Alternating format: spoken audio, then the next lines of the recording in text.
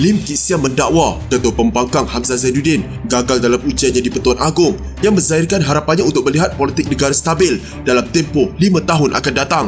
Menurut veteran DAP itu, Hamzah sekurang-kurangnya patut memberikan penegasan jelas bahawa Anwar Ibrahim akan menjadi Perdana Menteri terakhir yang mengangkat sumpah jawatan di hadapan Al-Sultan Abdullah Sultan Ahmad Shah sebelum penggal pemerintahan baginda berakhir pada Januari 2024. Ia memandangkan baginda sudah pun dicatatkan dalam sejarah sebagai mempunyai 4 orang Perdana Menteri sepanjang tempoh pemerintahannya. Selain daripada Agong ke-16, tidak ada mana-mana yang di-Pertuan Agong lain yang perlu bekerja dengan lebih daripada 2 orang Perdana Menteri. Adakah akan ada Perdana Menteri ke-5 untuk ia di-Pertuan Agong ke-16 sebelum tamat penggal pemerintahan baginda pada tahun hadapan? Soalnya dalam kenyataan media, Lim berkata demikian sebagai merujuk ucapan Hamzah ketika perbahasan titah diraja pada persidangan Dewan Rakyat sebelum ini. Terdahulu Al-Sultan Abdullah menzahirkan harapan agar Anwar merupakan Perdana Menteri yang terakhir sebelum baginda mengakhiri tempoh khidmat tahun hadapan.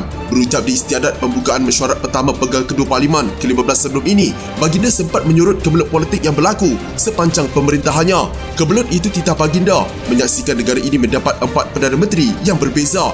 Secara ikhlas, beta berharap Perdana Menteri ke-10 adalah yang terakhir buat beta sebelum beta berangkat pulang ke negeri beta, Pahang Darul Makmur. Titah baginda disambut dengan ketawa sebahagian daripada ahli parlimen. Agong juga menyatakan harapan agar semua pihak dapat menerima keputusan PRU lalu dengan hati terbuka.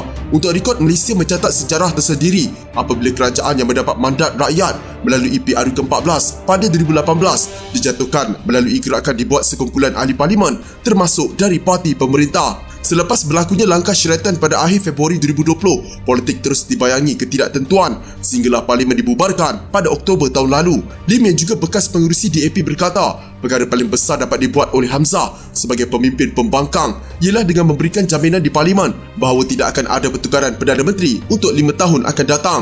Bagaimanapun tegasnya, Setiausaha Agong Perikatan Nasional itu gagal untuk melepasi ujian besar atau kecil daripada Agong. Sebaliknya hanya dapat memberikan kenyataan sama-sama mengenai peranan pembangkang sebagai mekanisme semak dan imbang. Namun perkara ini boleh difahami memandangkan Hamzah tidak memegang kuasa sebenar dalam Perikatan Nasional. Sebaliknya, ia ada pada Presiden Bersatu Muhyiddin Yassin dan Presiden PAS Abdul Hadi Awang. Buat pertama kali dalam sejarah Malaysia, kita ada ketua pembangkang yang lemah di parlimen.